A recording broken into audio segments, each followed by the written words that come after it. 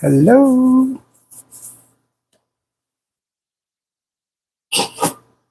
Hello.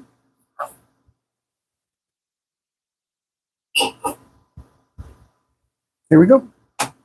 Hello, hello. I'm Brooke. This is Battlefield. Tonight we got a special thing. We're going to do a story that I think you guys are going to like. I think you might like it a lot. A lot. Yo, what's up, Jenna?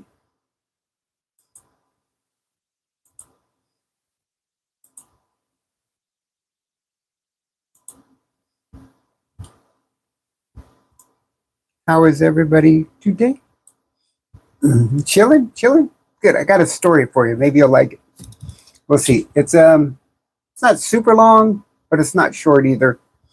So we can get right into it here in a couple minutes. Maybe in a minute. In a minute. Cool, can't wait. Okay, great. So we'll jump right in right now. You're going to be the only one who hears the beginning, and that's all that matters is you hear it, right? Okay, so chapter 1. It's got 8 chapters, but they're short chapters. And this is a story that I found today. It's supposed to be a true story. You can be the judge at the end. So she had been there longer than almost anyone. The construction site had changed over the years. Trailers were replaced, equipment upgraded, crews rotating in and out. But she remained a constant. Her boots had worn the same dirt. Her hands knew the rhythm of the place. The early mornings, the half-finished conversations over coffee, the quiet understanding of what needed to be done before anyone said it out loud. Yeah, that was her. She hadn't been hired by the man who now signed the checks. She had been hired by his dad. The original owner had hired her. But that owner was practical, old school. He valued people who showed up, who learned fast, who stayed. When he brought her on, she started at the bottom like everyone else. But she listened, she watched, she absorbed. Over time, she became someone that others leaned on, not because of the title, but because she knew how things actually worked on the site. When the owner died, the site paused in a way that had nothing to do with scheduling. People spoke softer for a while, habits broke, then life, as it does, resumed. The youngest son took over the business. From the beginning, there was a quiet tension between them two, between her and him. Nothing dramatic, nothing anyone could point a finger at, just, an edge. Glances, held a moment too long. Instructions delivered with unnecessary formality. You guys have been there before with bosses like that. Conversations that when she walked up, I hate those. She could tell he didn't like, that she occupied a position of semi-authority. Not official, not written down, but real. Guys came to her with questions. New hires followed her lead without thinking. That kind of a person. She knew which corners could be cut and which absolutely could not. One of those employees. I'm sure you all, like that or know somebody like that. Yeah. So, 1 second here.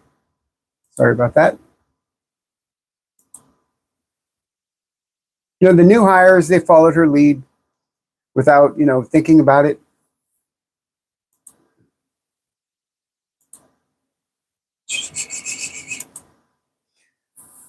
Hold on 1 second here. I'm just trying to get this all acclimated here. That kind of influence doesn't show up on a clipboard, but it's felt. And it irritated him, the new boss, the owner's son. At first, she chalked it up to adjustment. He was younger, new to the role, trying to establish himself.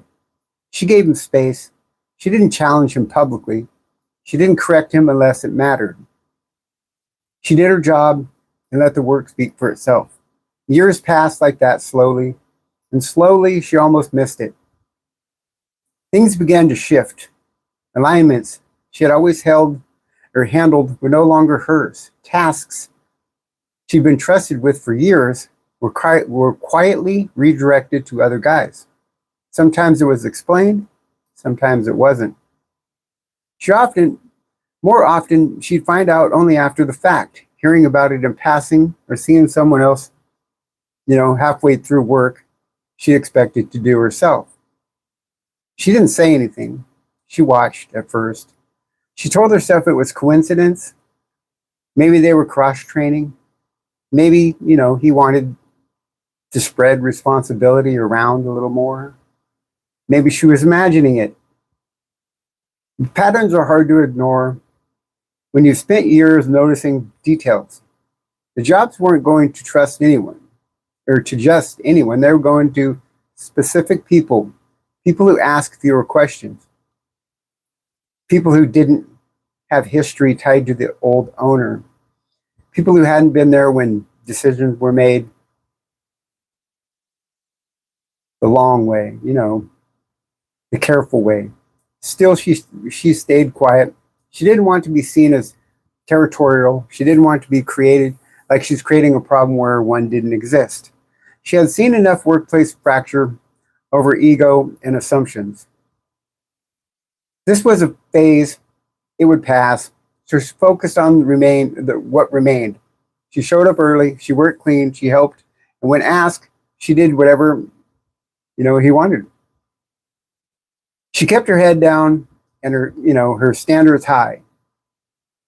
Inside, though, something shifted. Not anger, not yet. More like awareness. She began to notice who was being positioned where, who was being listened to, who was being deferred to, and who was being quietly edged out of the conversation that used to include her. Without question, she genuinely hoped that time would smooth it over, that whatever unspoken friction existed would fade, that things would settle back into balance the way construction sites often do once the noise clears. For now, she told herself patience was enough. For now, she waited. Things had been getting awkward on the job site, not only openly hostile, not confrontational, just off conversation. This is a true story, by the way, people. She felt clipped, instructions came indirectly. There was a sense of distance where there hadn't been one before. Like someone had shifted the future just enough to make walking through the room uncomfortable. It was close to the holiday season, and she told herself that was probably all it was, pressure. Pressure did strange things to people. The end of the year, deadlines, money, clients pushing harder than usual. She assumed she wasn't feeling the weight of it, maybe reacting without realizing, how it came across. She didn't take it personally, not yet. That night, a storm rolled in hard. Not the kind that politely announces itself. This one arrived loud and fast. Heavy rain hammered down, wind whipping through the open space. On the site, tossed loose materials like they were, weighed nothing. It was the kind of weather that made you uneasy, even indoors. Listening to it slam against the walls. The job site wasn't built for storms, not like this. Somewhere in the chaos, a section of roofing, nearly 20 feet long, caught the wind just right, or wrong. It lifted, it twisted, it turned itself upside down in the air like a sheet of paper, then slammed down onto the excavation area below. Actually, it flipped itself over on the roof. A bad one. The kind of thing that could have been a disaster if it had been, happening during the business days. The kind of damage no one wanted to deal with this time of year. When schedules were already tight and tempers shorter than usual, she got the call. This was her kind of situation. Always had been. When things went wrong, suddenly, when there was no script to checklist, just damage and decisions, that was where she operated best. She went over it in her head as she listed. Wind damage, roofing, displaced, evacuation, compressed, no injuries, thankful. That mattered. That mattered most. When he told her about it, she didn't panic. She didn't overreact. She assessed it. It's still raining, she said. There's no point rushing out there right now. There was a pause on the other end of the line. The boss paused. When it stopped, she continued, calm, practical. I'll head over there and see what it needs to do to fix it. That was it. No drama, no blame, just a plan. She hung up the phone, changed out of her work clothes, and went home. For the night, wild storm kept tearing through the dark. Tomorrow would be soon enough. So, the next morning, she got up, like she always did, early, steady, no drama. She got ready for work, grabbed her things, and drove in while the sky was still pale and undecided. The storm had passed, leaving behind that uneasy quiet about, like it always did, the kind that made damage easier to miss until you were standing right on top of it. She reported to work on time, bright and early, just like always. She walked straight to the area where the roofing had been tossed the night before. Up close, it was worse than it had sounded over the phone. Yep. There was water pipe underneath the main structure, one that fed most of the site. The roofing section had shifted in a way that left the majority of the framing unsupported. The joists and hangers were free, disconnected, doing nothing they were meant to do. All except one bolt. One bolt was holding 20-foot beam suspended in the air. The only thing keeping that beam, that entire section, from dropping straight down onto the ground below, about a 10, 15-foot drop. She stood there for a moment longer than usual, really looking at it. It was dangerous. Not eventually fix it, dangerous. Not put it on the list, dangerous, immediate. After assessing the situation, she pulled out her phone and sent a message to the boss, asking him to meet her at the site of the problem. That wasn't something to explain later. This was something that needed eyes on it right now. She waited, no reply. Checked her phone again, still nothing. Standing around wouldn't make it safer, so she moved on. She began walking around the rest of the site, looking to see if there was any other damage from the storm, just to kill time until the boss could make it over to where she was. Shifted materials, loose coverings, water intrusions, nothing catastrophic, but enough to note and document. She was in the middle of that when her phone buzzed. A message. "I'm here. Where are you?" the boss said. Her hands were full when it came in. She didn't see it right away.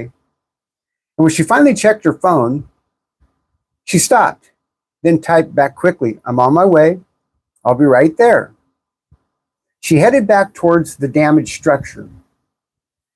As she approached, she saw them, two younger employees. Boys, young men, really. Though they were technically men, already on the roof, one of them was holding a camera. The other was filming from a different angle. This was something to document, rather than something that could collapse. She slowed, confused, tightened her chest. She checked her phone. She checked it again. There was another message from the boss. "I sent my guys over there to start. Couldn't find you." She stood there for a moment looking up at the suspended beam, the single bolt holding everything together. The two young workers above it all, unaware of how close they were to something going very, very wrong. And she understood all at once that this was no longer just awkward, right? It was cold that morning. She had a heavy coat and a full wool face mask covered her whole face.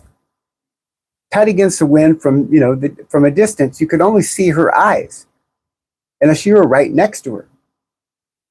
There was nothing about her that stood out, just another bundled up figure on the job site. And it was winter, so it was normal. One of the guys on the ground looked at her and called out, "Are you supposed to be here to help us?" She nodded. Yes.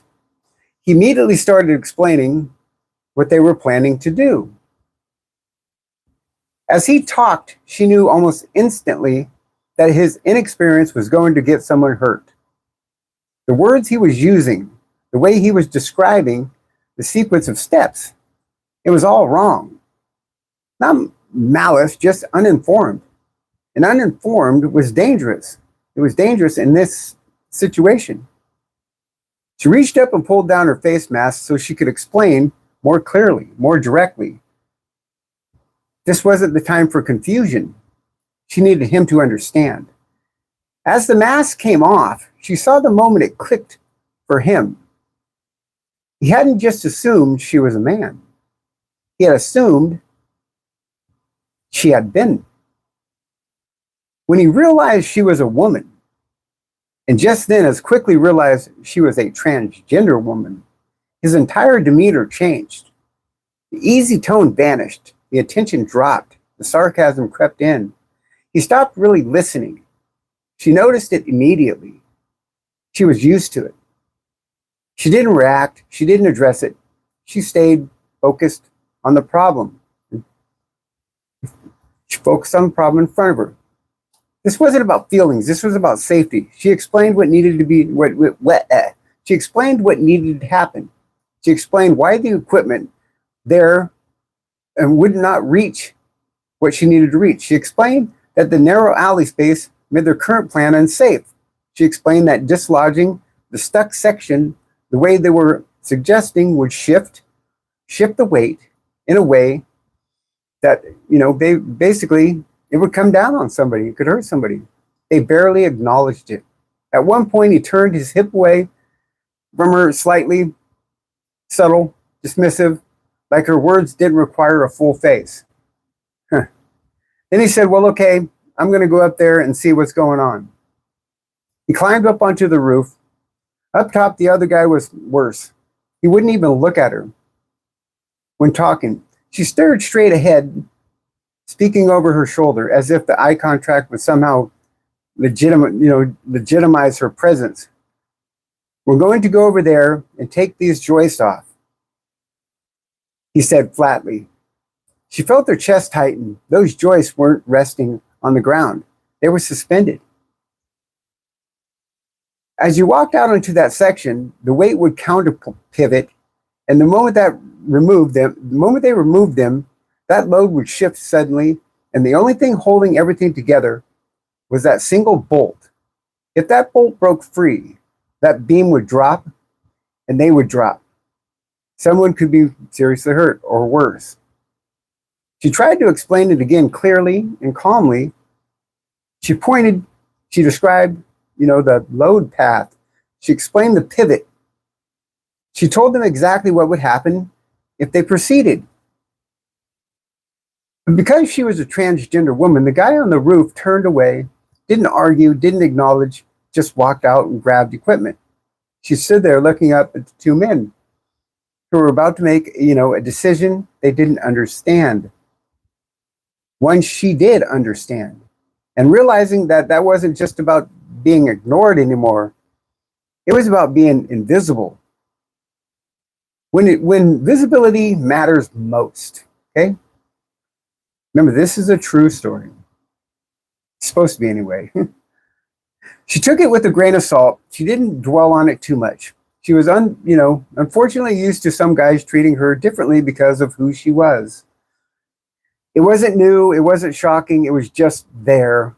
Something she had learned to move around instead of through, ignoring it. She asked one of the guys to move, a flatbed pickup truck. It was parked directly in the way. of getting another piece of equipment into position. "Can you move the truck?" she said. "We need to access through here." He nodded and climbed into the driver's seat. She turned away and went to grab some tools that she needed for the job. When she came back, the truck was still there. The guy was sitting in the driver's seat. The engine was off. His posture was stiff, frustrated. Frustration didn't even begin to cover it. He was gripping the steering wheel like it had personally offended him. She paused, watching for a moment. He wasn't mad because he couldn't start it. He was mad because he couldn't admit that he didn't know how. She walked over, opened the driver's door, and climbed in without, saying a word. She pushed the clutch in all the way to the floor, turned the key. The truck fired up instantly. She put it in gear and moved it herself. He rolled his eyes, climbed out, and walked away. Walked back towards the job site. Without another word, she chuckled quietly to herself, parked the truck, where it needed to be, grabbed the equipment and drove it down the one side. The other stood watching as she worked. She maneuvered carefully, trying to dislodge the stuck material while keeping one eye on the younger guys. They kept walking underneath the overhanging section, right beneath the suspended metal. She stopped more than once, backed up, and said to the guys, "Get out from underneath there." They ignored her. She stopped again. They needed to move back. She still ignored, regardless of how often she warned them, regardless of how skilled she was with that piece of equipment. The piece wouldn't budge. It was too large, too bound, too unstable. Finally, she shut the equipment down, and she said it plainly. "Dang it, the only way this is coming down is from the top. We need to break it apart piece by piece until the long sheets can drop down on their own." Long sheets of metal. She climbed up. The guy on the roof stood there with his hands in his pockets, watching her like he was entertainment. She straddled the metal crowbar in hand and started slamming it against the nails, trying to loosen them. She said jokingly, "If I go, tell my mom I loved her," looking up. It was dark humor, just job site humor. He smirked. "Yeah, whatever. You're not going to get it. We already tried." She kept working. He added that we're just trying to get a hold of a boss to come up with another plan. She didn't stop. "Let me try." Dangerous? She said she knew that, but this was part of the job. Calculating risk, controlled movement, awareness every shift of the weight. She worked methodically, knocking the nails loose one at a time. Each strike was deliberate, each movement measured. Right? She crept closer and closer to the pivot point of the massive piece of material. 5 sheets were stuck together. 5 sheets that felt tension in the structure. What's going on here? She adjusted her stance, positioned, and stayed balanced. The wind tugged at her coat. The material groaned faintly. Below her, the site was quiet. It took about an hour. Slow, exhausting work, one nail at a time, one shift, one weight at a time. Eventually, the last connection gave away. She guided the first of the giant panel sheets, nearly 30 feet long, down off the roof, sliding them carefully towards the ground. As each one came down deliberately, she checked below every time, making sure no one was there in the drop zone. Not once did either of the young men offer to help. They just stood there watching. One of them stared openly that he couldn't believe she was actually doing it. When the panels were finally down, there was still a problem. The main beam was lodged against a 4x14, and 3 long pieces of metal were still attached to the framing. But it was exposed now. The roof peeled back its bones. She tried lifting the beam herself, but couldn't move it. She turned to the one guy and asked, "Can you please help me?" she said directly. Reluctantly, he picked up one end, and together they moved it to the right and to the left kitty corner, inch by inch. Finally, the bolt that had been holding everything together gave away. It broke free. The beam didn't fall. It hung there, suspended, not counter-pivoting the way it should have. They froze for a moment and then carefully climbed down the ladder to the ground. She grabbed the equipment again, skillfully took control of the beam.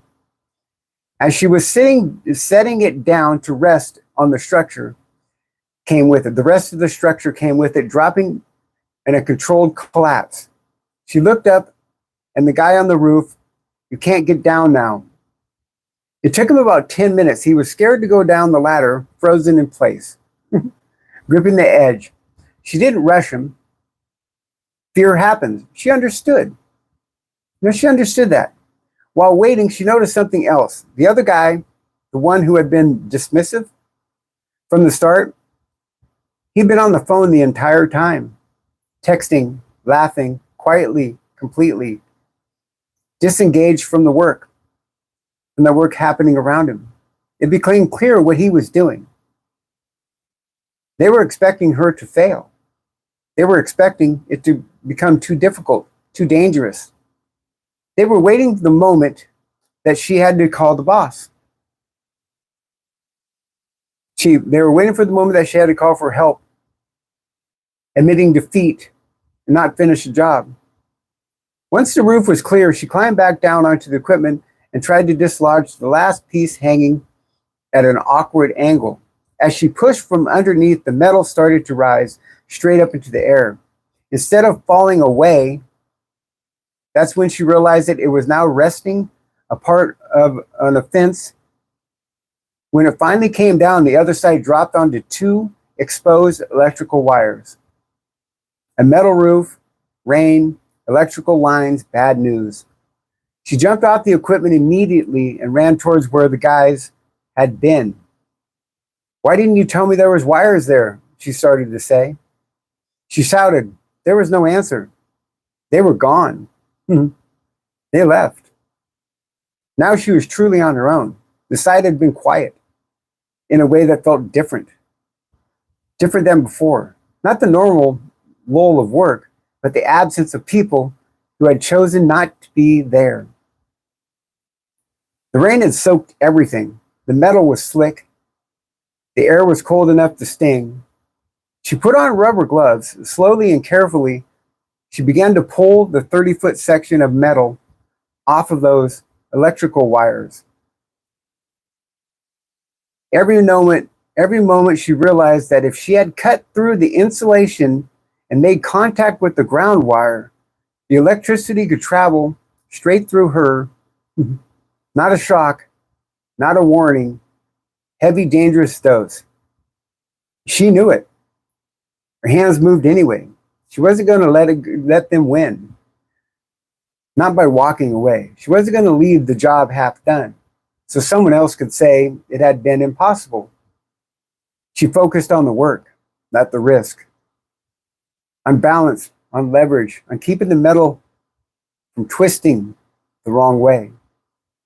When each sheet finally dropped free, it landed with a dull thud against the hillside. Her breath came out in short bursts. Sweat rolled down her temples, even though it was so cold that it bit through her coat. Alone, she finished it, one piece at a time. She untangled the remaining metal, guided it over the railings, and slid it safely down the slope. That's a tongueful. No shortcuts, no spectators, no one telling her to stop or slow down. When it was finally clear the danger was gone, she stood there for a moment, breathing, hands shaking slightly from the adrenaline. The job was done by her. She gathered her things, looked once more at the empty site, and walked away. This is the final chapter. About half an hour later, she gathered her tools and cleaned up what she could. She found him on another part of the job. The boss. She found the boss. He was standing there when she walked up, relaxed, hands at ease at his side. There was a smirk on his face, the kind that assumed an ending before it happened. He clearly thought she was there to admit defeat, thought she was about to, tell him she couldn't get it done. Thought he'd have to step in and finish what she couldn't do. She walked up and stopped in front of him and said, "Good morning." She said. He waited. "The job's done," she continued. "Everything's off. I don't know where your guys went." And that was that. She turned and walked away. No explanation, no defense, no arguments, just facts. Now, you might think this story isn't true. You might think that this was written to make someone look good or brave, to make a trans girl look good or brave, or capable beyond reason. But I know this story is true. I know for a fact because the transgender woman in this story was me. And it happened to me this morning, today. I didn't plan on taking pictures of everything, hanging in the air. I never thought that day would turn into what it did. But I do have photos of the materials on the ground and the rest of the work site. The proof that it was done. This story isn't about being special. It's about being underestimated. This happened to me today. This whole thing that I've been telling this whole time happened to me. I was dismissed as if I was just some old tranny person that didn't know what they were doing. From these younger kids, in their 20s, most likely. But I was set up today for failure. But I didn't fail. I came through the job, and I got it done myself. I wanted to share this story today because it's the end of the year. And I think it's a good time to not talk about negative stuff, but to talk about stuff that's positive. And that's what happened to me today. That's how my day went. That's how I was treated in a place that I've been for 11 years. So that's my story.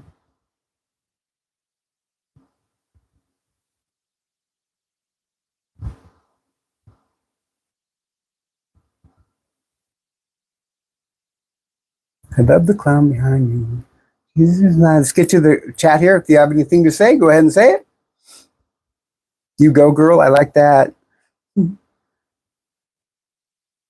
Yes, I am in the USA. Forgive me for being here. Jesus loves you. God is good. Okay, let's see what else we got. Anybody have any questions about it? Yeah, I do have photos. I can show you the photos of the sheets of metal that laid down. They were 30 feet long. It was a 12-foot with 10 joists. The wind had caught it, flipped it upside down on the other rooftop. And yeah, the guys were totally dismissive of me. They would not even look at me. They wouldn't. The one on the roof wouldn't talk to me or anything. It was just like, wow. And when I tried to make a joke, hey, if I go over, tell my mom I love her. Nothing doing. I felt totally dismissed, just totally disrespected. And then when I turned around and they were gone, like, they were going to stick around while I failed. And I completed that job. So screw them. Thank you for saying I'm pretty. What's the guy talking about? Masculine Western man. Do you believe in God? Yes, I do. Are you gay? No, I'm not. What are your pronouns? I don't go by pronouns. My name is Brooke. I don't want to assume if I did, I'm sorry. Are you AI? No, I'm not AI.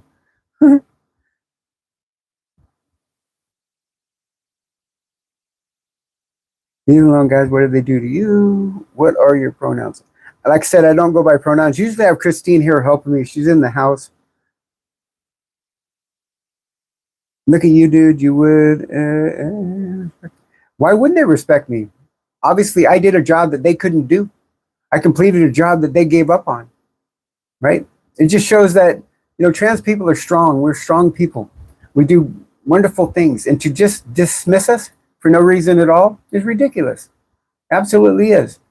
Because I was able to complete that job, drive that heavy equipment, and I work on a dairy ranch. And it was part of a barn that the roof flipped up on because of the storms we're having right here in California. I'm sure you've all heard about it.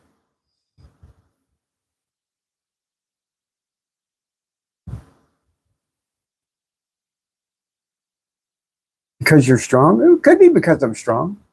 That could be it. I mean, yeah, I don't take shit from no one, nor should I. Why should I? Because I'm trans? Because people don't like me? Because they don't even know me. You guys, people in here, they don't even know me. You wouldn't believe how many of my values are probably exactly the same as your values. Ask me a question. Ask me any question that you want, and I guarantee you that I'm going to give you an answer you probably didn't expect. You are wonderful. Thank you. No one needs to know. You are wonderful. Chrissy, are you going to read? Okay, Chris is going to come in and help me read these so I can answer any questions that's, wanted to. Hi, Debbie.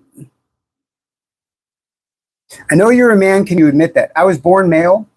I was not born female. I cannot be a female. I cannot give birth. I cannot get pregnant, but I can be a transgender woman. But I cannot be female because I was born male. Is that what you wanted? That's what you wanted to hear? Because I'm not stupid. I know what I am. I know what I'm not. Do you go to church? No, not anymore. Have you heard the phrase act your age? I didn't catch the rest of that. You're going by really quick, Chris, so if you could help me. Yeah, you got your microphone. Chris is going to come on here and she's going to help me read. So if you have any questions, I will answer any questions that you have as long as they're not gross. What age were you when you had your awakening to identify? I was 56 years old. I'm 61 now. I'll be 62 in July, but I was 56 when I came out.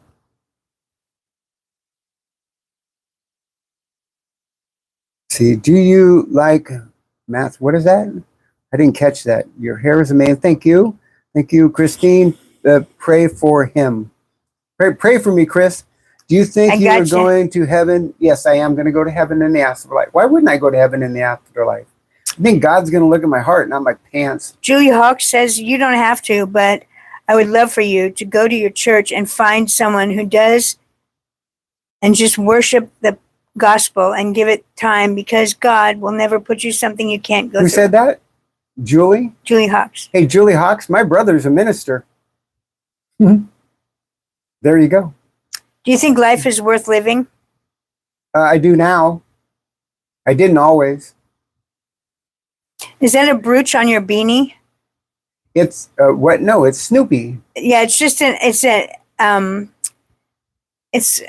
knitted. It's a sewn on. I don't know, applique. Do you find biological women attractive? Yes, I do. Absolutely. Okay, Whisk says, here's a question. Why do you reject all biological reasoning in the entire universe just for your subjective comfort? In the entire universe? Just for your subjective comfort. Okay, if you're going to pull that card out of me, how do you explain hermaphrodites? You answer that question, I'll answer yours. I would even still call them intersex. They're intersex, yeah. That's what I would say. Clinically, yeah, as intersex, but a lot of people don't know what that means. They think I'm referring to myself. And, intersex is the name for hermaphrodite. Somebody is born hermaphrodite oftentimes means means both sexual organs. Born with both sexual organs, correct. Somebody said I'm cool. I seen somebody go by that says you're cool. What's your pronouns? I don't go by pronouns. Can you flash the camera? No, I'm not going to flash the camera. Okay, here you go. Yeah, right. Okay. Do you have grandchildren? Yes, I have 3 grandchildren. Chase Demoran. 3 grandsons. Chase Demoran said, cannot be transgender and a Christian, LOL. That's like being a Muslim and also a Buddhist. Why not? Why can't you be? Why not? They said it's like being a Muslim and also a Buddhist. No, it's not. Okay, give me a better that's a weak explanation. I want a better explanation on why is that. Why can't I be? When God says love everybody, why can't I be? That's just dumb. Okay, you do not use pronouns. What does that even mean? Because I just go by my name. I mean, if I was born biologically male and somebody says sir to me, are they wrong? Right? Do I prefer that they say miss or ma'am? Of course I do. But if they're going to say sir, they're not wrong. So I'm not going to freak out and give them a TikTok moment. That's not what I'm about. I'll look them square in the eyes and say, you feel better now? and laugh and walk away. That way I win, not them. Do you find biological women attractive? I read that one, but yes, I do. Oh. We do that a lot. That's weird. Yeah. We cross over each other on this. Oh, let's see. Bless you. You are a gorgeous girl. Thank you very much. Humans. Okay, that's Joanne. Okay, what do we got? It's going by fast. Don't let the Satan get to you. I think Satan is in this room a lot of times. Okay, what other thing is hard? Shit. Michael James says this gal is real. Y'all, totally full of logic and common sense. Never judge a book by its cover. Absolutely. Thank you very much. That's a wonderful thing to say. You're right. Don't. Thank you, Michael James. This is who I am. I bet you, how come nobody's asked me about kids yet? Nobody's asked me about bathrooms yet. Nobody's asked me about locker rooms yet. I don't know. The tough questions. Marty Gunn says that the sun, morning star, has your back. Much love. Thank you. Who is the other woman? Is she your wife? She was my girlfriend. We were intimate and everything until I came out publicly. She didn't have any idea. And we had been together. We have been together now for 11 years. We are working our way through this. She is not a lesbian. Therefore, we are not intimate any longer. I have had a bottom surgery. I no longer have a penis. I have a vagina. And that doesn't turn her on. So we're getting through it. She can date anybody she wants. She can do whatever she wants. But she's my best friend. She's my partner. She is my sister. I mean, I love her to death. I have a question now. Mm-hmm. Since the other one was, do you find biological women attractive? Mm-hmm. What about something else? Do you find trans women attractive? Some. I mean, if they're masculine looking, not so much. Mm-hmm. But some, yeah. I think Blair White's very attractive. Yes. You know, but I'm not into penises, so I wouldn't date anybody with one of those. Right. Sylvie says, people are so disgusting and degrading towards you. I know. You're beautiful. Thank you. Please keep up being yourself. Thank you. So since nobody's asking, or if you are, I'm not seeing it. Here's something that might shock a few of you. I don't think kids should transition until they're 18 years old. Did you really say that? Yep, I did. I think that they're too young to make those choices. They're not prepared for it mentally. I think you're risking harming them, locking them into any kind of transition. And that's absolutely how I feel. I think they need to wait till they're 18 and they can sign their own papers. I think it should be law. I actually have a petition that I filed over a year ago to protect kids in California from transitioning. Kendall Love says, all the judgmental people need to stop. This is this individual's life, not yours. Absolutely. There's a super chat. Chrissy, you want to read that? Yep. I see you. Go ahead. See you. You finished the job, and that's all that matters. Trans or no trans, you finished the job yourself. I did. And you know what they were doing? They expected me to fail. My boss was there with that little smirk on his face and expected me to go up and say, I can't do it. But I did it myself. And they abandoned me. They just left. They didn't even tell me they were leaving. This happened today at work, Chris. Oh. I'll tell you about it later. If you would have listened, you'd have known already. I was watching already. Were you watching I that? heard, yeah. That story I was saying? That was today at work. Yeah. You know that part of the barn I told you that blew the roof off? That was today, fixing it. Oh, I didn't know until I listened to it. I heard you. The two guys that have been, he's had around, he had them over there and stuff. And it was like, what are you doing here? And they totally didn't know what they were doing. I went over there and had to do it myself. Jeez. So much so, Jose even came up to me and goes, you really like that help you had, huh? Because he could tell that they were doing nothing. They were mocking me. They blatantly treated me like crap because I was trans. I was so pissed. But I did the job get done? I finished it without them. Do you believe in God? Yes, I do. Be yourself. Are you on estrogen? Yes, I take an estrogen shot once a week. Not intravenously, but in the fat. I guess intravenously means in the veins, right? I just take a shot in the butt. What's your favorite color? My favorite color is black. Because I'm a Raider fan. Oh, the Raiders. Yeah, silver and black. My favorite color. Yeah, they're going to lose Max Crosby. Why? Because he is going to be probably taken out of the last two games. Oh, you're guessing. No, I just saw it on the news. But that's what they do at the end when they suck. He walked away. He walked off. He's disgusted with the team. Yeah. Okay, let's read anyway. Y'all need to stop. Don't Love your listen to lipstick. people Oh my thinking God. you're weird since you're trans. You're beautiful the way you are right now. Raider fan, that explains a lot. And who do you vote for? What's your team? You got to be either a Bronco or a Charger fan to say that. You have to be. You just got to be. Maybe those piece of junk Chiefs. You might be one of those too. Oh, stop that. Does it get better? You give me hope. Does it get better? You give me hope. Does what get better? I mean, does the respect get better? Not so far. Not when you have a leader of the country that is publicly denouncing all trans people. And by the way, here's another shocker for you haters out there. I voted for Trump. You know why? Because our country needed it. We needed somebody like Trump to get us out of the shit that we were in. That doesn't mean I agree with how he's treating trans people, but I agree with a lot of other stuff he's doing. You can be trans and Christian. There's a lot of people and Christians who are questioning their gender identity and love the same gender. It's kind of not a choice. No, it's not. God will severely punish you. No, he won't. He's going to punish you, not me. You. I'll be standing next to him going, get him, God. Get him. Get him, God. You're just wrong. I'm not wrong. Isn't there enough hate in the world? Why are people being so nasty to you? I don't know. They don't even know me. They know nothing about me. They won't even ask a simple question to see if I bet you, the people that are in here who are giving this much hate, I bet you we have more in common than they do with a lot of people from their own party. Bet you. I'm not woke. I'm definitely not woke. And I'm sure the hell I ain't MAGA. I'm right in the middle. I think they both have, their good and bad qualities. Nickname says, congratulations on figuring out who you really are. Thank Even you. if it took most of your lifetime. It did. It took me 56 years to come to grips with who I was. And it has not been easy, this transformation. Not on my family, not on me, not physically with the operations that I've gone through. It's been hell, but it's been worth it. And I'm a Christian and a conservative Republican. Who is? The lady who just said, oh. Congratulations.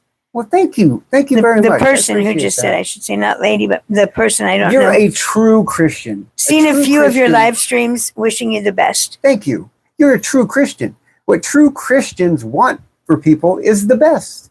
They want everybody to have a great, wonderful life. They don't sit here and condemn people for stuff they don't even understand or not even willing to try to understand. That's not how it works. Thank you for that. You're a true Christian. Okay. Mysterium Numinous says, let's make a simple comparison. You could pass as a stunt double for Darlene Spetsy. I wouldn't date Darlene Spetsy, and I wouldn't date you. You both could be great friends, but that's all. How do you know you wouldn't date me? You don't even know me. Who's Darlene Spetsy? Anyway? Somebody asked if I seen the super chat. I read the $20 super chat. Thank you very much for that. I read that. And there was another one that went by, but I can't find it. That's the one I got. There was darn it. I'm sorry about that. I'm really sorry because I try to make it a point of reading those, but I don't see it now. I'm so sorry. Trump. Yeah, I voted for Trump. What are you going to say? I voted for Trump. I could not vote for Kamala. How could I? She would have driven our country into the ground. And the super chat was for $1.99. Did you find it? Yeah, I did. Oh, you found it? Okay, will you read it, please? It's just, I think it's maybe the same $20 one. No, there's another one for $1.99. $2. Okay, I'll keep looking. What? Okay, let's get into the questions again. So, what do your children think of your life decision? Okay, that's a good question. I have one child who it's not what she wanted. My kids are older, by the way. I have one of them that are in her 40s, and the other one is in her 30s. And the one in her 40s, basically she admires the courage that it took to come out when I did. It's not what she wanted, but she supports me, and she just wants me to be happy. That's what I expected my whole family to do, but it didn't turn out that way. Now, my 30-year-old, she's absolutely against it. She has now blocked me from seeing my grandchildren and wants nothing to do with me. And that breaks my heart.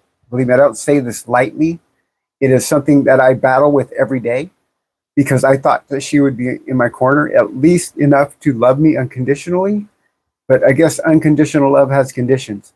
And that was one of the biggest hits that I took coming out, was losing her. Go ahead, Chris. Um, Al Diapo says, because according to Kabbalist literature, there are 120 rungs, 60 descending and 60 ascending. Whatever. And to climb to the ascending rungs to get the next high rung I don't requires understand any of that. Okay. Okay, this person said, why the shit did YouTube dump this predator into my feed?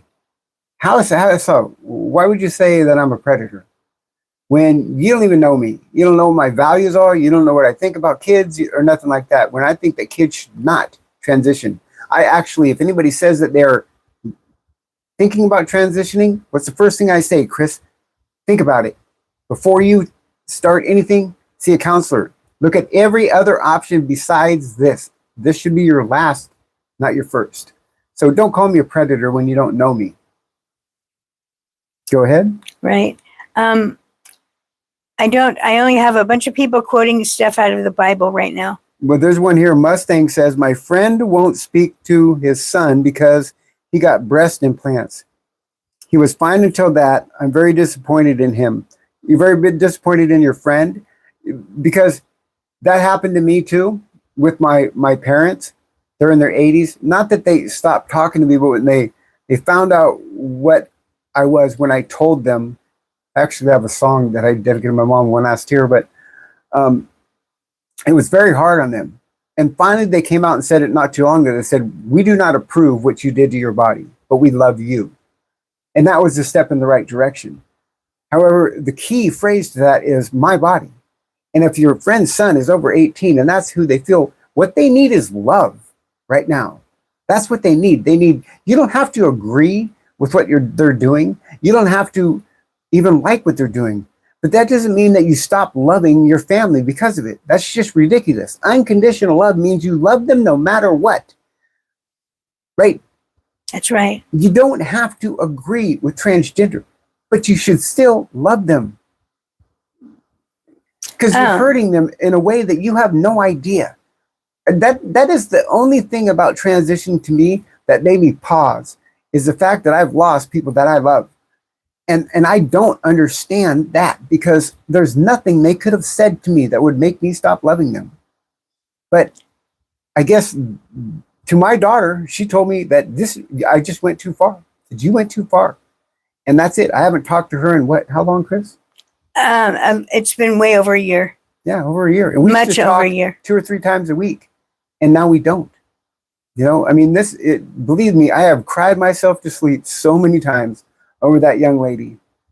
But she just can't bring herself to like me or to love me the way I am. It's crushing. It's too bad, because you haven't changed all that much. Yeah, no, I'm still the same person. She doesn't believe that, but I'm still the same person. Yes. So if you're thinking about transitioning, keep that in mind. You're going to lose some people. You're going to lose some people that you thought would always be in your corner, and they're not going to be. That's just a fact. You're going to lose some people. So prepare yourself. Go ahead. Rosalind Legend said, unconditional love only works with God, not for people. That's not true. So you have conditional love on your kids? I don't get that. I don't understand that kind of thinking. Chris, do you have conditional love for your kids? No, is there something that they can do to make you stop loving them? Nothing. Me neither. I might be disappointed in them. Yeah. I might not be happy with their decision, but I'd never stop loving them. No. I can't see my grandkids. I tried to make a point to her. Don't you think it'd be better to have them go through this change with me gradually than from one to the other? Now they're never going to even recognize me. And that breaks my heart. The kids should have been taught to accept people for who they are, not to dismiss them or to have prejudice against them. I thought I raised my daughter better than to have prejudice against anybody. But there you go. Speak very genuinely and articulately, and I appreciate that. I'm spinning on the thing here. We're spinning. No, we're back. Okay. Here it said, Brooke, I love you, your content and all, but I've got to say, I'm opinion Trump is Despicable person. Are you familiar with his views on trans identity? Yeah, I am. And I'm not really happy about that. I think he's actually trying to, what they say, genocide us. I mean, basically, he's trying to completely erase everything there is about transgender people. I don't know why. I don't know why he's got such a boner for us, but he does. I understand trans women not in women's sports. I'm agreeing with him there. I don't think trans women belong in women's sports. I think they have an advantage, and it's an unfair advantage, and it shouldn't be. I don't think kids should transition. I don't think people with penises belong in women's showers and locker rooms. So I agree with all that stuff, but still, it's not enough for him. He keeps coming after us. And what I find most despicable, even though I voted for him, he's a president. He should never single out one group of people and attack them. That shows his immaturity, right? He's a good president in a lot of ways, but some of the things he does is just so grammar school crap. I don't get it.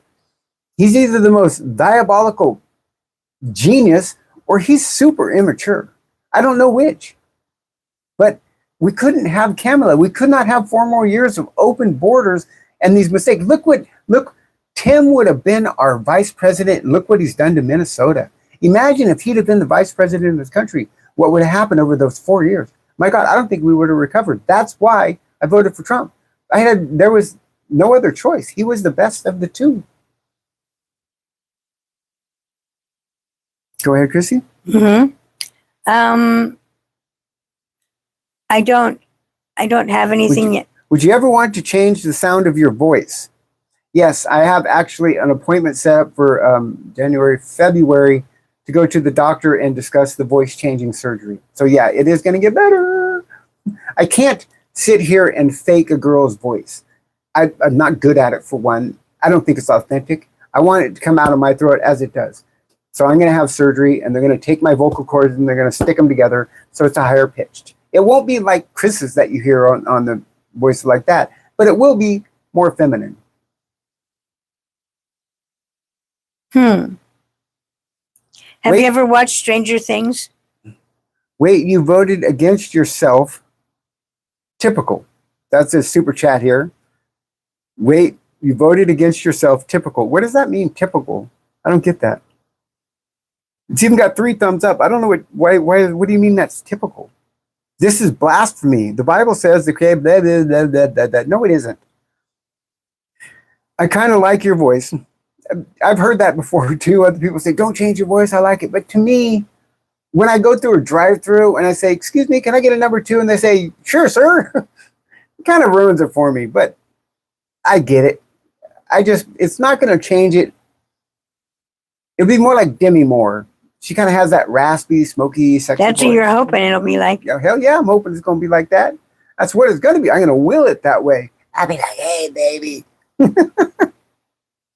Hi, Marshall. Go ahead, Chrissy. I don't have anything yet. You are gay. You will always be gay. Actually, I'm not gay. I am now, but I wasn't before because I've never liked men. Because men, I don't know, something about men that just don't do it for me. How was it changing with the other girls instead of the boys? How was it changing with the other girls instead of the boys? I don't know what you mean by that. I'm not sure exactly what you're asking. I haven't been in a locker room where I've changed my clothing. I'm kind of shy anyway, although I have a vagina. So I'm not afraid to go into the women's locker room. I don't think anybody would have an issue with me going in there. If I still had a penis, I wouldn't go in there at all. I don't think anybody with a penis should be disrobing in the women's private spaces because it's a safe space. And people need to understand that is a scary thing for a lot of women to have that in their private spaces. So I don't think that belongs. Just like sports. I mean, if I hear one more trans athlete say that, oh, we don't win all the time, you have a bad day every once in a while, then how come you're always on the top of the podium? Because you have an advantage, an unfair advantage. I wish that these trans athletes would have enough dignity to stand up there and say, you're right. I do have an advantage. It's not fair to my opponents. We need to find some other way. How about an open category or anything? But we have the Olympics coming to Los Angeles here, and there cannot be trans athletes competing against women. No way. It just can't happen. That's a big black eye for our community. If you are trans, you should absolutely be against this because there's no two ways of looking at this. Transgender women have an advantage over the female athletes, and you can't deny that. And therefore, it is not an even playing field. So we just have to find another way to let these people compete. Photonic Inductor said, how old was you when you started to feel you was in the wrong body? And how old was you when you transitioned? 6. I was 6 years old when I started to pray to God to let me be a woman or wake up a girl, I used to say. I was 56 when I came out publicly. It took me 50 years to come out and admit what was going on with me. I really didn't know. I kind of looked into Caitlyn Jenner and what she was going through, and it kind of clicked to me, and I put the pieces together. I started to go to counseling, talk to them and everything, and it turned out I didn't want to be trans. Trust me, this is not what I wanted. That was the last thing I wanted. When I finally figured it out, I was like, oh man, this is gonna suck. And it pretty much has, except for it has alleviated this negativity that I've felt my whole life. This what do you call that? Depression. This severe depression started to lift. With everything I did to myself, it would lift a little more, and a little more, and a little more. Next thing you know, I'm feeling good. I'm going, holy shit, if I'd have known this, I'd have done this years ago. From Joe says, I think Brooke has a lovely soft-spoken voice. It's her energy. It shines through every avenue of her being. Aw, gosh, that's so nice. If people could get over their differences and bullshit, they'd learn that she's actually chill as fuck. I am. Really, you'd have a beer with me if you knew me. Okay, hello, what are some of your favorite hobbies? Also, you said earlier you don't agree with open borders, but how do you feel about Trump's removal of TPS and halting asylum requests? I think he's gone too far in some areas. I do believe in our borders. Without borders, I think we don't have a country. I don't think that anybody should be allowed to sneak in here. Just because there's a hole in the fence doesn't mean you should crawl through it. I think if you came here illegally, that you need to fix that.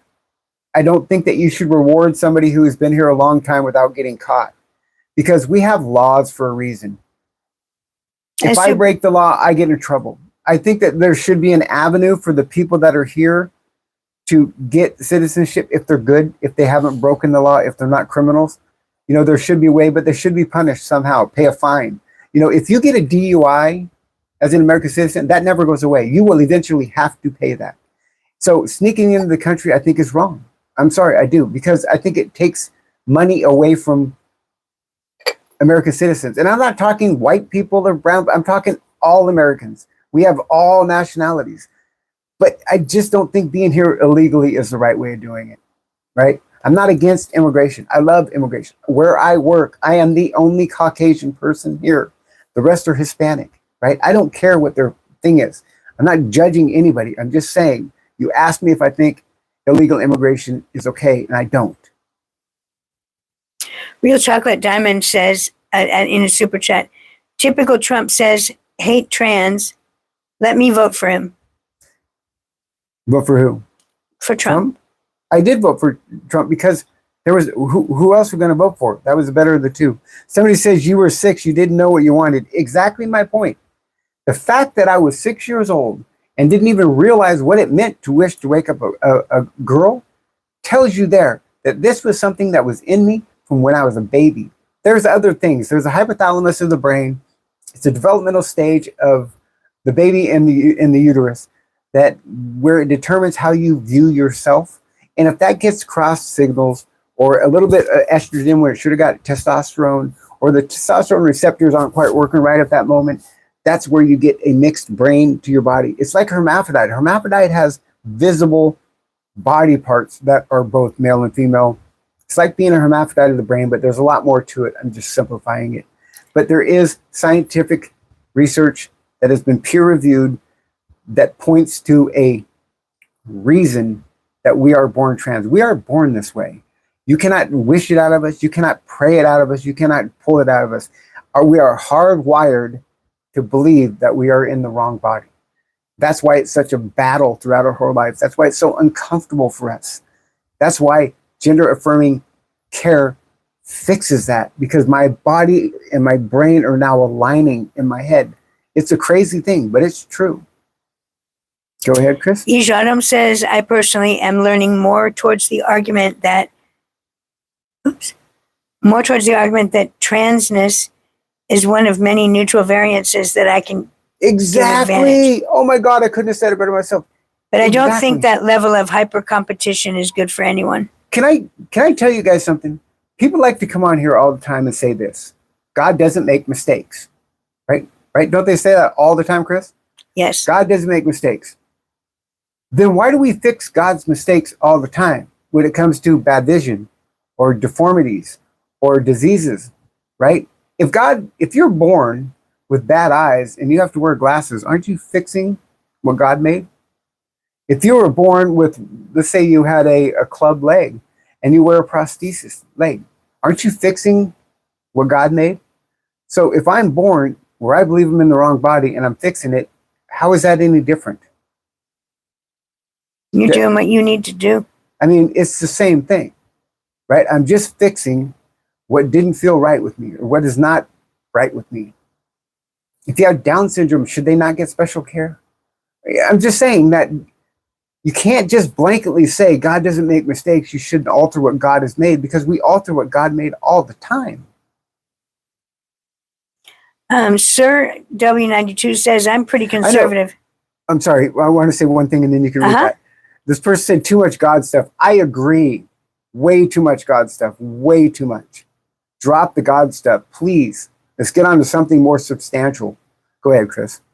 Sir W92 says, I'm pretty conservative and rarely find things to agree with most trans people on, but I respect you for your honest opinions and you seem pretty grounded. Thank you. Thank you very much for that. I appreciate that. And then there's a super chat that just came up from Hopnod. Said, just found this stream. You speak on this topic in such a refreshingly genuine and intelligent way. It's clear that you're a great person. Sending love. Oh, well, thank you very much for the donation and thank you for that comment. Honestly, I believe that the majority of people in here that have a problem with me, if they would just sit and listen and talk to me, I probably have more in common with them than a lot of people that are on the right. A lot of MAGA people. I bet you we have more in common than you can possibly imagine. I doubt that there's anything that has to do with transgender in the mainstream media that you'll say your opinion on that mine differ from. I bet you they're pretty much the same. Probably 90% are the same. I bet you. I challenge you to ask me questions about trans people. Ask me about jail. Ask me about, should people in jail transition? Should kids transition? Should we be allowed in locker rooms, sports? Should schools teach it? Should there be a flag of the LGBTQ in the thing? All those things, I guarantee you, my opinion is probably the same as yours. This light keeps going off.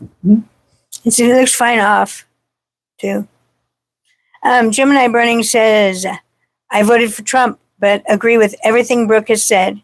Private spaces need to be safe. Trans athletes do have an advantage. Yep. And need their own division. And yes, absolutely legal immigration. Yes, legal immigration. Exactly. And as far as the trans athlete things, here's what I don't understand. If it doesn't matter and they don't have an advantage, why don't they compete against the guys?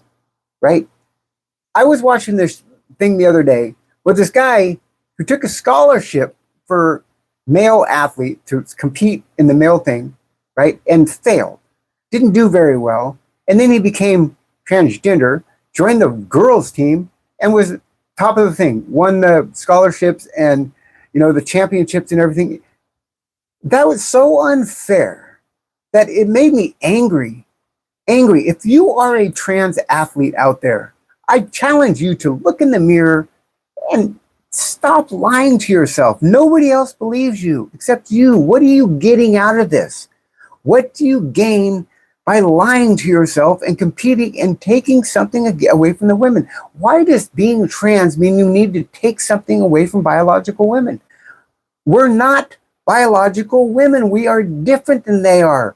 Be proud of who you are. You are a trans woman, and that's great.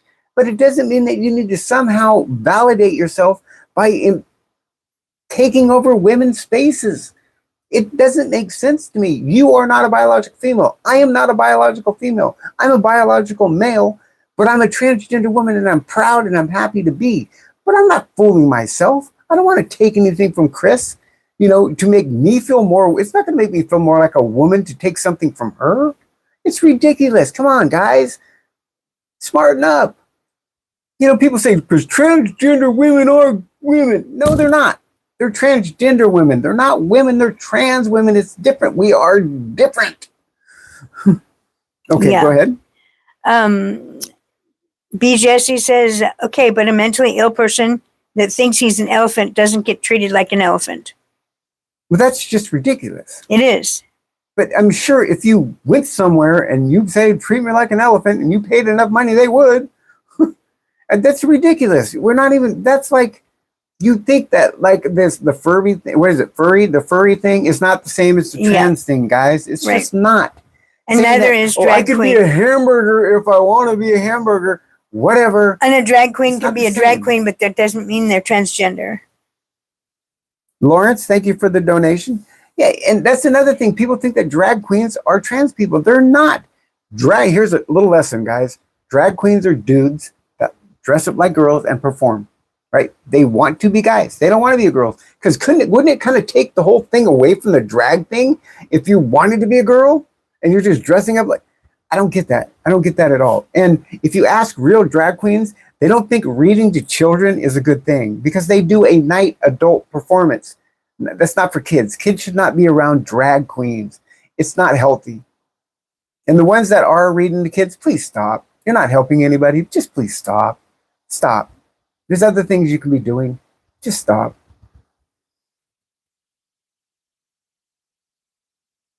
Why is so many people getting axed? I don't know. Who are you axing, Joe? Yeah, kids should also not be around you and stuff like this. Why not? Why? I do not encourage transgender, right? Being around a kid being around me, I'm not going to explain to them what I've been through, right? Because I know what a kid can handle and what a kid can't. I have grandkids, okay? So I take offense to that. Like you think I'm some kind of a perv that's going to be teaching kids crazy shit. No, I'm not. But here's what you do teach kids when they're around somebody like me. Diversity, that everybody's different, that people can be respected and loved for who they are, right? I'm not in any way whatsoever a harm to a child at all. Zero. So kiss my ass. I don't understand this one at all, but it says, Whiskey Eat says, out of curiosity, do you include TQ in the LGBT circle? Or do you separate sexuality from gender identity? TQ, what is that? Trans and queer? Yeah. Trans queer? I don't know exactly how they frame the LGBTQ. They generally don't like me, the LGBTQ movement, because I'm not on board with a lot of things that they do. I don't think the flag belongs flying in schools. No, this is a group of people. This is not something that should be flying in our schools. Schools should stick to freaking arithmetic and stuff like that. And sex should not be taught in schools about transgender. That's up to the parents, right? That's not the school's deal. The LGBTQ think it's okay for people to walk in parades and pull their pants down in front of kids and stuff and do stupid shit on the. I just don't agree with that stuff. I'm against that. I think that they should go to jail if you're pulling your pants down in a parade and there's children around. I just don't agree with a lot of things that they're doing, and I sure the hell don't agree with the direction that they're taking this trans community and the things that they're teaching young trans people to fight for. Because it's like, no, this is wrong. You're teaching these kids lies. They should not be thinking that it's okay to compete against girls and it's okay to take their scholarships and their awards and their medals. That's wrong. How about you teach these kids to love themselves for who they are and stop trying to teach them that they're natural born women, because they're not, right? As soon as you get it through our heads that we are trans women, not female. We are not female. We cannot be female. We cannot give birth. We cannot do any of that good stuff. We have to have doctors help us get boobs and vaginas, which is great, wonderful. Do it. But stop thinking you're a biological female, because you're not. We need to separate the two. We are an entity all on our own. As wonderful as we are not biological women. Stop thinking we are. Lawrence sent you a super chat to say thank you, a thumbs up. Thank you, Laura. Lawrence, I'm sorry. Thank you, Lawrence. And Akira says, there's a level of acceptance that all children must be taught. Acceptance and prejudice are both things that can be taught behaviors. Whoever's time outing people, stop timing people out, please. Don't do it no more, Devil Dog. Just stop. I don't care what they're saying. I don't. What you do is you kill the algorithm feed when you do that. Only if they're talking about kids or harm. Just stop. Be whoever you want to be, whenever it makes you happy.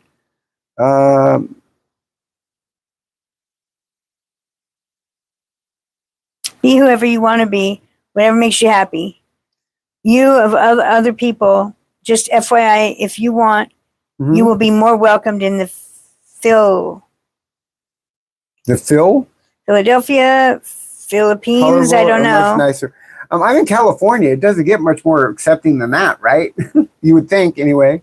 But this is the internet. It goes all over the world, and people just bag on me. I don't know why. Because they don't. I think they. No, I do know why. Because they don't understand. They look at me and they think whatever they see on the news. That's what they think we are all about. Because they see nothing but the. Okay, here's what's happening, people. You really need to understand this. The people on the right, your algorithm is going to show you the most crazy shit on the left that you could possibly imagine, so that you think we're all like that. And the people on the left, your algorithm is going to show you the most crazy shit on the right, so you think all the people on the right are like that, when they're not. Those are the extremes. Everybody, you probably have more in common with your right-wing and left-wing people than you possibly could imagine. We all just want to live happy, fun lives, right? We just want to be less taxes, more time off, happy. But that's not what's happening on the internet. You are being led down a road. There's probably more trans people like me than there are crazy whacktards that want to change everything and steal everything from girls. That's all I'm saying. Whiskey, it said, Brooke, I would buy you a drink if I could. You got my attention. Thanks for answering. I can catch hate, too, for being bi, which is interesting, though not to the extent that you do. I'm sorry, say that again. I'm trying to deal with this person here. Well, go ahead and do that. And when you're finished. Okay, I got it. I took care of that, Joe. Okay. Go ahead. Whiskey, he said, Brooke, I would buy you a drink if I could. Thank you. You've got my attention. I would drink with you. Thanks for answering. I catch hate, too, for being bi, which is interesting, though not to the extent that you do. But you used to take that kind of heat. Back in the day, I was born in 1964, so I went through the 70s and the 80s and the 90s with the gay people, right? Even though I didn't know what was going on with me, I didn't, identify as part of that group, I still supported people that were gay. They used to think people like you would be contagious. Remember when the time where people would not hug a gay person because they thought they would get AIDS if they did? Yeah. That's just ignorance. It's the same thing that trans people are going through now. The problem with trans people is we think that we should have just went to the front of the line right off the bat. And here's another thing that drives me crazy. Why do we have trans month? Why do we have multiple trans weeks and days when your mom only gets one day, your dad only gets one day? Shouldn't we just get one day? Shouldn't that be enough? Trans Appreciation Day, boom, that's it, that's all. Why do we need a week? That pisses people off. It pisses me off, and I'm trans. We don't need a month. We just need a day. Just give us one day to appreciate who we are, right? Yep. That's all we need. Joe wants me to explain to you that we time them out because they spam the chat, Brookie. I know that. It looks like it's a lot, but it's just because they spammed a bunch. Okay. Over and over with the same comment over and over 25 times. Okay, I get that. It's just the algorithm, if they see a lot of people being kicked out, the algorithm thinks that the chat is so toxic that they'll stop recommending people come here. That's all I'm saying. That's why I monitor that really closely. They'll look at it and they'll go, oh shit, this is too toxic. I don't want to recommend it no more. And the numbers drop. And then we don't get to reach as many people as we want. It's not about views. It's about reaching people and showing them that that we're okay here in this room. We're okay in this channel. It's okay to be who you are. You don't have to follow the left or the right. You know that. You know I love you, Joe. You know I love you to death. Go ahead. Okay. I love your way of thinking. We are born who we are. Do you see that one, Chris? Kathy Smith? No. I love the way you're thinking. We are born the way we are. We didn't get a choice. Exactly. I am black and I love me. However, in 78, I've seen and met a great deal of people think my color. Yeah. I'm going to admit something to you. I was raised with a very racist family, to be honest with you. Like I said, I was born in 1964. I had the opportunity when I was in my early 20s to work for Costco. I got hired on at Costco. I stayed with them for 21 years. The first store that I managed was Richmond, California. And it took me out of what affectionately the people in Richmond called white man's land and brought me there. And I was the only Caucasian in the entire store. It was mainly African American, some Asian, some Mexican. But that taught me a whole new respect for all people. You know, and I'm not too afraid to admit what I went in as, but what I came out as was a completely different person. I don't care what color you are. I really don't. The people that I work with lived in ghettos because over there by the refinery and the warehouse, the Costco that I was at, that's what they did. These people were awesome. I went to their homes. They went to my home. I gained a whole new love and respect for everybody just from that experience. And if you're prejudiced, you should seriously go spend the time with some other culture for a while. And you're going to see we're all the same. We are just the pigment of our skin is different, but we're all the same. Hi, Chrissy. Hi, Chrissy. It's me, Chris.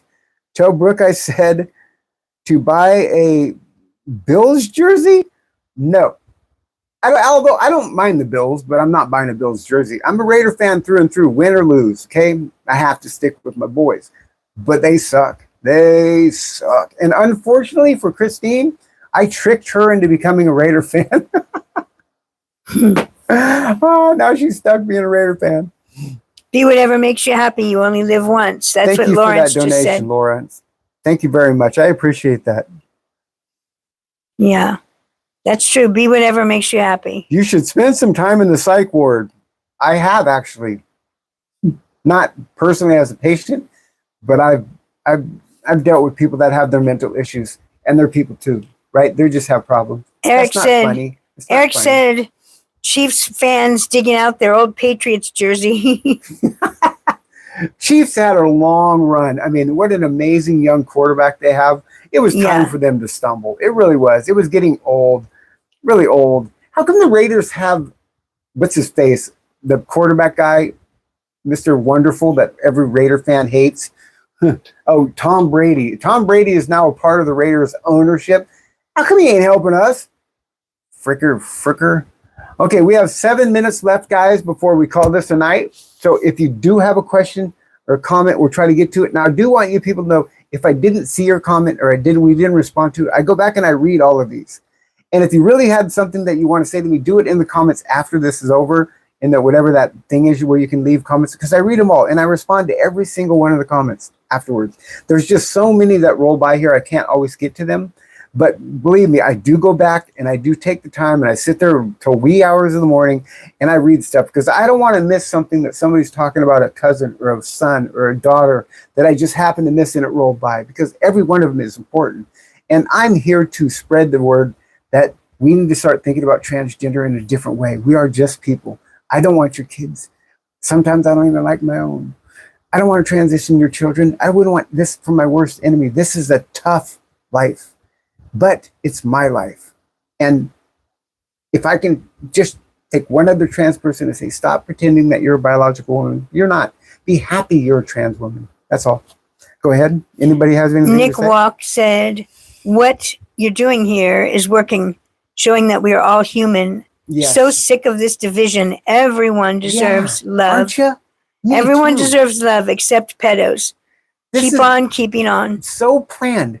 The bad people in this world are trying to divide our country right down the middle. And they found a sore spot when it came to trans. And they are digging their heels in because they know that they can use this movement as a way to divide people. But if there's more people out there that think like me and Chris and other people that support this channel, they can't do that no more. because they can't pit us against something that we understand. It's just misunderstanding. Chris, go ahead. That's it. That's it. The extremism needs to stop. Just figure things out. Yeah, exactly. Just, if you know a trans person, I bet you, see, that's the thing is, all these people have all these opinions, but none of them have really ever even talked to a trans person because there's really not that many of us. It's such a teeny tiny number of the population of the world. It's so small. But you would think that we're everywhere according to what the president and everybody else says. But here's another thing that I must say. I voted for Trump because our country needed it. Akira Ray said, not because he hates me, but because I love my country. That's why I did. Akira Ray said, this is a tough conversation to have with the internet. Mm-hmm. I'm very glad to see it. Don't let anyone keep you from doing this. The political conversation needs to be had in an open way. It does, and I'm not going to stop because I get messages after these lives from 2 or 3 people every time that it has changed something in them, whether it's they hated trans and now they're okay with it, not okay, but neutral, or whether or not they had a trans kid and they couldn't find the love in their heart to love him, and now they can. All that stuff is why I do this, because it needs to be done. I'm just like you guys. I really am. I am not much different. I root for a shitty football team. I have a girlfriend that gets pissed at me half the time. I don't like doing my laundry. No different than everybody else. It just so happened that God made me trans. And that's what I am. So I'm accepting who I am. And I just want people to know that I have common sense. As long as I live by common sense, we're all going to get along. Did you say you had a girlfriend that got pissed at you? Yeah, you get pissed at me. Oh, yeah. Okay. I get pissed at you. We don't scream at each other. We do not argue like that, just so make that clear. Yeah, but yeah, I get mad. She gets mad at me if I leave my clothes laying around. I was going to say you should introduce me to her, but I don't have that kind of girlfriend. Thanks, guys. It's time to call this a night. You guys have been wonderful. We'll see you on Monday. Monday night, we'll do this all over again. And thank you for all the donations. Thank you, Joe, and all the mods, Devil Dog,